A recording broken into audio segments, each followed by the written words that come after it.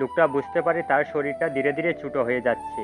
যে মানুষটার উচ্চতা একসময় ছিল প্রায় 6 ফুটের কাছাকাছি, সে এখন তার 160 সেন্টিমিটার লম্বা স্ত্রীর থেকেও খাটো। শুরুতে লোকটা ভেবেছিল বয়স বাড়লে মানুষ একটু একটু করে ছোট হয়, তাই সে বিষয়টাকে তেমন গুরুত্ব দেয়নি। কিন্তু দিন যেতে যেতে পরিস্থিতি আরও ভয়ঙ্কর হয়ে ওঠে। এখন সে এতটাই ছোট হয়ে গেছে যে বাড়ির বিড়ালটা থেকেও তার আকার ছোট। সারাদিন বিড়ালটি তাকে শিকার ভেবে এদিক ওদিক তাড়া করে বেড়ায়। স্বামীর জীবন বাঁচানোর জন্য স্ত্রী বাধ্য হয়ে বিড়ালটিকে বাড়ি থেকে বের করে দেয়। কিন্তু লোকটার শরীর ক্রমেই আরও ছোট হতে থাকে। এমন অবস্থা হয় যে সে এখন আর বিছানায় উঠতে পারে না। স্ত্রীও তার সঙ্গে আর একই বিছানায় ঘুমানোর সাহস পায় না, কারণ ঘুমের মধ্যে উল্টে গেলে এক নিমিষে তাকে চাপা দিয়ে ফেলতে পারে।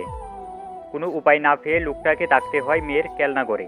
লোকটা এটাকে মজা হিসাবে মনে করছিল, কিন্তু সে বুঝতে পারেনি তার সামনে আসল বিপদ অপেক্ষা করছে।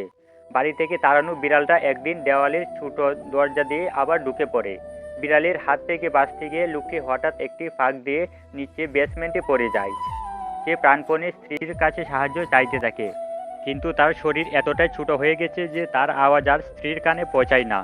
যখন স্ত্রী ঘরের মধ্যে বিড়ালটাকে দেখে তার মনে সঙ্গে সঙ্গে একটা খারাপ আশঙ্কা জন্ম নেয়।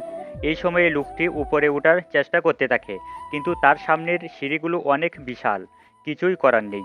লোকটা মেঝেতে পড়ে থাকে। জোকের টুকরা দিয়ে মেঝেতে নিজের নাম লিখে যায়, যাতে স্ত্রী বুঝতে পারে সে এখনও বেঁচে আছে। কিন্তু কয়েকদিন চলে যাওয়ার পরেও ঘরে স্ত্রী বা মেয়ের কোনো দেখা মেলে না। হয়তো স্ত্রী ধরেই নিয়েছে, বিড়াল তাকে শিকার করে নিয়েছে। থাকার জন্য লোকটা বেসমেন্টে একটা কার্টুনের বাক্স খুঁজে পায়। লোহার পেরেক দিয়ে সেটিকে দরজার মতো করে একটি ছিদ্র বানিয়ে সেখানেই থাকতে শুরু করে। কিন্তু সে জানতো না এই অন্ধকার বেসমেন্টে আরও ভয়ঙ্কর একটি প্রাণী বাস করে, একটি বিশাল মাকড়সা। লোকটির হাতে থাকা সুচ দিয়ে মাকড়সার মাথায় প্রাণপণে আঘাত করতে থাকে। অবশেষে সে মাকড়সাটাকে তাড়াতে সক্ষম হন।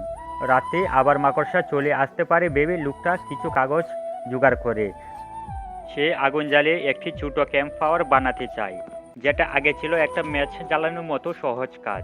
এখন সেটা করতে গিয়ে সে হিমশিম খায়। অবশেষে আগুন জ্বলে ওঠে। এবার সে নিশ্চিন্তে একটু ঘুমাতে পারে। কয়েকদিন পর মাছের ট্যাঙ্কের ভিতরে সোনালি মাছগুলো না খেয়ে মারা যায়। মরা মাছগুলো দেখে তাকে লোকটা বুঝতে পারে সে এখানে আর থাকলে তার পরিণতিও ঠিক এই মাছগুলোর মতো হবে। ঠিক তখন একটি মশা ঠিক তার মাথার উপর দিয়ে উড়ে যায়। সে দেখে মশা জ্বালানা দিয়ে বাইরে চলে যায়। লোকটা বুঝে ফেলে এ জানালা তার বাইরে বের হওয়ার একমাত্র পথ। কিন্তু তার এই ছোট্ট শরীর নিয়ে জানালায় পৌঁছানো একবারেই সহজ কাজ নয়। সে কাঠের সূক্ষ্ম কাছ ধরে ধরে উপরে উঠতে থাকে। অদম্য ইচ্ছা শক্তির ফলে সে অবশেষে তাকের উপর পৌঁছায়। কিন্তু তার সামনে অপেক্ষা করছিল একটি ভয়ঙ্কর ফাঁক, যেখানে পড়লে এক মুহূর্তে সব শেষ। কিন্তু এখন আর পিছু হটার কোনো পথ নেই।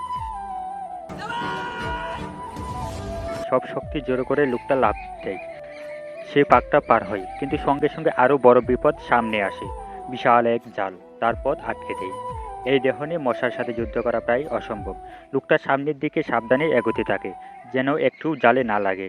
অবশেষে সে জানালার কার্নিশে এসে পৌঁছায়, কিন্তু জানালায় লোহার জাল লাগানো।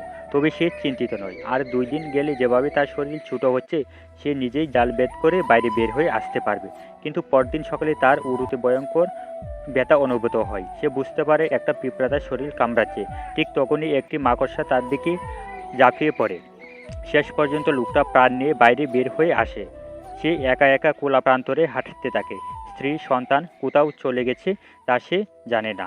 লোকটা মাথা তুলে আকাশের দিকে তাকায়।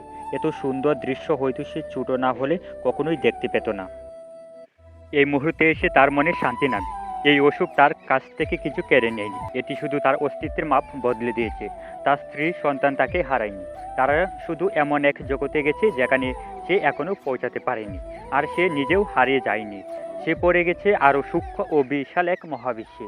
এই গল্পটি আমাদের শিক্ষা দিয়েছে যে সত্যিকারের শক্তি পৃথিবী জয় করার মধ্যে নয়, বরং যখন জীবনের স্রোত বা পরিস্থিতি আমাদের নিয়ন্ত্রণের বাইরে চলে যায়, তখনও আমরা আমাদের ছোট জগতের সাহসী থেকে নিজেদের নিয়ন্ত্রণে রেখে একটি নতুন রাজ্য বা জীবন গড়ে তুলতে পারি। ভিডিওটি আপনাদের কাছে কেমন লেগেছে অবশ্যই কমেন্ট করে জানাবেন, আর চ্যানেলটি সাবস্ক্রাইব করে পাশে থাকবেন। ধন্যবাদ সবাইকে।